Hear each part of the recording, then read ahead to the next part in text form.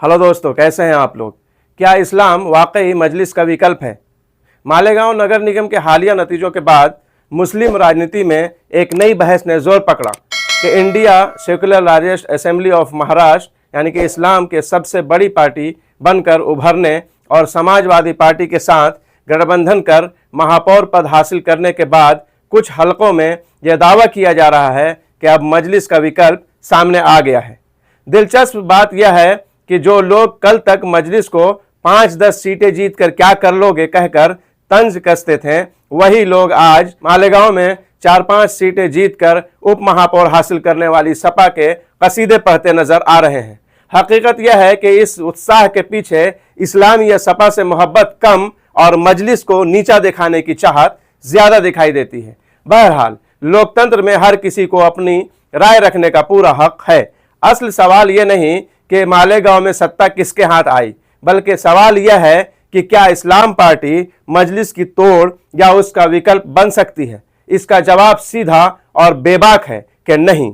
मालेगांव एक मुस्लिम बहुल शहर जरूर है और धार्मिक तौर पर यहाँ काफी हद तक एकता भी है, लेकिन सामाजिक और राजनीतिक स्तर पर मुस्लिम समाज दो स्पष्ट धड़ों में बटा हुआ है। एक धड़ा है स्थानीय महाराष्ट्रियन मुसलमानों का और दूसरा उत्तर भारतीय पृष्ठभूमि के अंसारी मुसलमानों का। स्थानीय मुसलमानों की सियासी कमान लंबे अरसे से आसिफ शेख के परिवार के हाथ में रही है।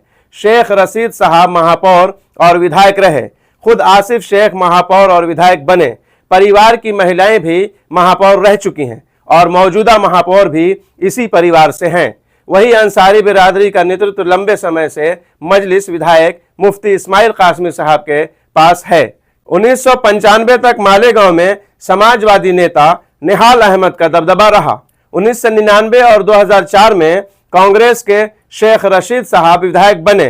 2009 में मुफ्ती इस्माइल कासमी साहब, 2014 में आसिफ शेख और 2019 और 24 में फिर से मुफ्ती साहब विधायक चुने गए हैं। नगर निगम चुनावों में आसिफ शेख ने अपनी नई बनाई पार्टी इस्लाम के जरिए चुनाव लड़ा और सपा के सहयोग से सत्ता में पहुंचे। यह भी सच है कि विधानसभा चुनाव में वे इसी पार्टी के टिकट पर जीत के करीब पहुंचकर हार गए थे। इस्लाम पार्टी का कोई लंबा वैचारिक संघर्ष या जन आंदोलन का इतिहास नहीं है।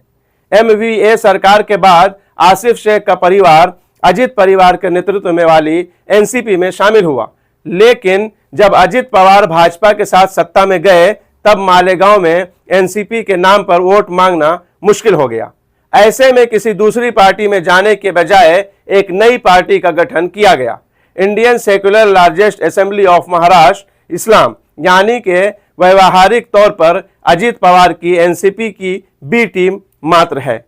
मालेगांव की राजनीति की सबसे बड़ी सच्चाई यह है कि यहाँ पार्टी नहीं, व्यक्ति चुनाव जीतते हैं। चाहे आसिफ शेख हो या मुफ्ती इस्माइल कासमी साहब, दोनों अपने अपने इलाके में खुद एक पूरी पार्टी हैं। दोनों का असर मालेगांव तक सीमित है और शहर से बाहर उनका कोई संगठित जनाधार नहीं है।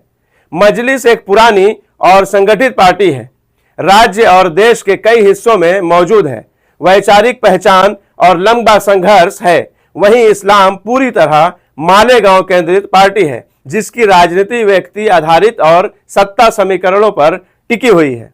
इस्लाम को मजलिस का विकल्प बताने वाले या तो राजनीतिक रूप से नादान हैं या फिर मजलिस से निजी नाराजगी और जलन के शिकार हैं। इसमें शक नहीं कि आसिफ शेख ने स्थानीय स्तर पर कुछ काम किए हैं और उनका प्रभाव भी है, लेकिन फिलहाल मजलिस का कोई वास्तविक और वैचारिक विकल्प मौजूद नहीं है। मजलिस एक तहरीक है, जबकि इस्लाम अभी सिर्फ एक स्थानीय राजनीतिक प्रयोग। इसलिए अभी इतना कोई सवाल ही पैदा नहीं होता है कि मजलिस का विकल्प इस पार्टी को बना लिया जाए, मान लिया जाए, इसलिए कि मजलिस का जो है तो पूरे भारत में ये है और ये अभी एक स्थानीय एक शहर की पार्टी है। बहरहाल, उम्मीद है कि आप लोगों को ये पूरा मामला ज़रूर समझ में आया होगा। इसमें आपकी क्या राय है ज़रूर बताएं। चलते हैं, मिलेंगे नेक्स्ट वीडियो में। अपना ख्याल रखें। अल्लाह हाफिज़, बाय।